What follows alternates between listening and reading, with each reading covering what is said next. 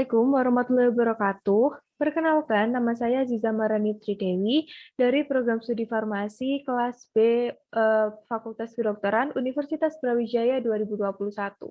Di sini saya akan menjelaskan tentang bagian-bagian mikroskop beserta fungsinya dan juga teori iluminasi Kohler demi memenuhi penugasan laporan praktikum biologi farmasi dasar.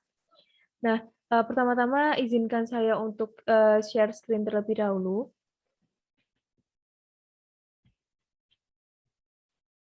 Nah, jadi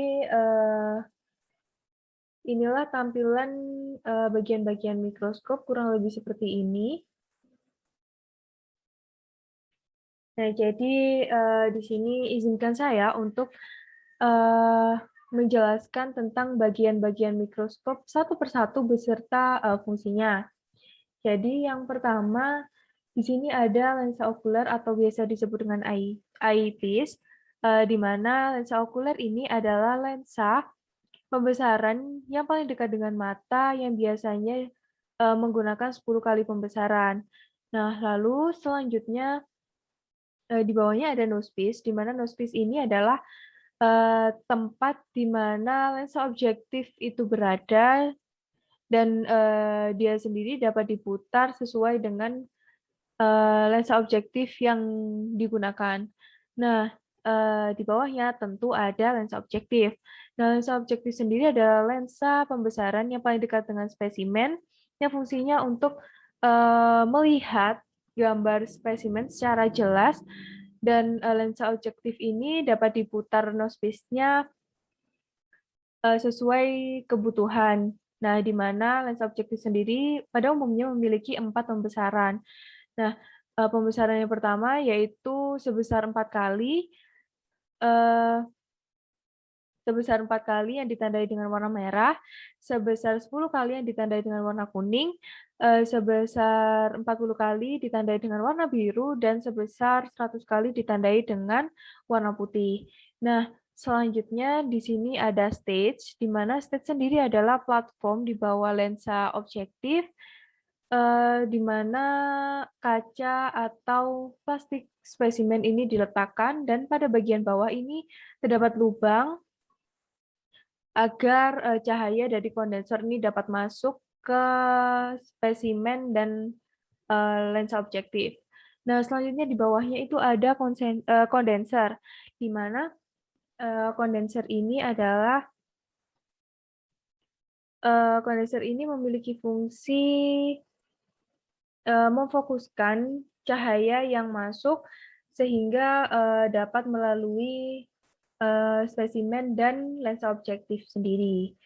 Selanjutnya ada diagram. Nah, diagram ini fungsinya adalah menyesuaikan diagram cahaya atau dapat disebut juga memperkecil atau memperbesar cahaya yang masuk dari sumber cahaya ke kondenser, lalu spesimen, lalu ke lensa objektif. Nah, selanjutnya adalah tentu ada sumber cahaya. Nah, sumber cahaya sendiri dibagi menjadi dua, yaitu sumber cahaya yang internal maupun yang eksternal. Nah, kebetulan pada mikroskop yang ini, sumber cahayanya ini dari internal, yaitu dari mikroskopnya sendiri. Nah, kalau yang dari eksternal itu bisa dari lampu ataupun cahaya matahari yang ada di luar. Nah, lalu selanjutnya ada tombol on and off. Nah, tombol on and off ini fungsinya untuk menyalakan dan mematikan mikroskop. Nah, beralih ke sebelah kiri, di sini ada dasar mikroskop. Nah, dasar mikroskop sendiri fungsinya untuk menyangga seluruh bagian dari mikroskop sendiri. Nah, selanjutnya beralih ke sini ada condenser adjustment knob, di mana fungsinya adalah untuk menyesuaikan tinggi dari kondenser. Nah, di sebelahnya ada yang kecil, ini adalah pengatur halus, dan yang besar ini adalah pengatur kasar. Nah, untuk pengatur halus sendiri fungsinya untuk memfokuskan dan menyempurnakan hasil gambar spesimen dengan ketelitian yang tinggi dan maksimal. Nah, untuk pengatur kasar ini fungsinya untuk mengatur dan mengubah jarak antara lensa objektif dan stage. Nah, dengan memutar pengatur kasar ini, kita bisa menaikkan atau menurunkan stage agar dapat mendekati atau menjauhi lensa objektif. Nah, selanjutnya adalah meja preparat atau spesimen, di mana sebagai tempat meletakkan preparat itu sendiri. Nah, selanjutnya di sini ada lengan mikroskop. Nah, lengan mikroskop ini fungsinya untuk kita memegang mikroskop dengan satu tangan. Nah, selanjutnya di sini terdapat tabung mikroskop. Nah, tabung mikroskop sendiri fungsinya adalah untuk menampung seluruh sistem lensa yang berfungsi untuk pembesaran spesimen. Nah, yang terakhir di sini ada kepala mikroskop. Nah, kepala mikroskop ini fungsinya sendiri adalah untuk menghubungkan lensa okuler atau eyepiece dengan lensa objektif. Selanjutnya, saya akan menjelaskan tentang cochlear illumination. Dalam pengamatan mikroskop, salah satu hal yang perlu diperhatikan adalah dapat mendokumentasikan hasil pengamatan dengan kualitas yang tinggi dan maksimal, tidak terlalu terang dan tidak terlalu gelap pula. Perbaikan image atau bayangan yang dapat dilihat oleh mata maupun kamera dilakukan oleh August Cochlear dengan memperbaiki iluminasi pada tahun 1893.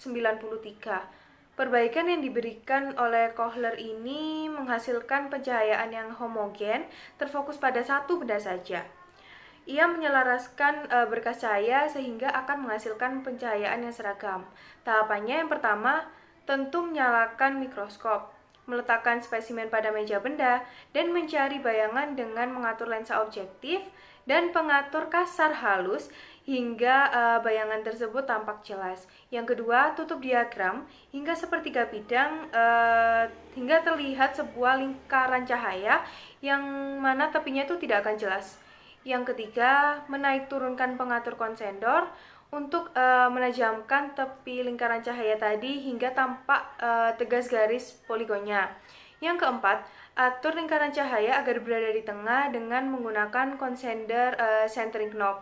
Yang kelima, mulai membuka diagram secara perlahan hingga memenuhi bidang pandang mikroskop, di mana semua sudut-sudut poligon tepat menyentuh fisik bidang pandang mikroskop. Yang keenam, atur iris diagram sebesar 60% dari nilai NA lensa objektif dan amati dengan mata telanjang. Bentuknya terang yang dikelilingi lingkaran gelap pada lensa objektif, lalu atur lensa objektif tersebut dengan iris diagram kembali hingga menempati 75% bidang pandang. Nah, maka dari itu dokumentasi hasil pengamatan ini terlihat jelas dengan kualitas yang maksimal. Sekian pemaparan dari saya, semoga bermanfaat. Kurang lebihnya mohon maaf. Wassalamualaikum warahmatullahi wabarakatuh.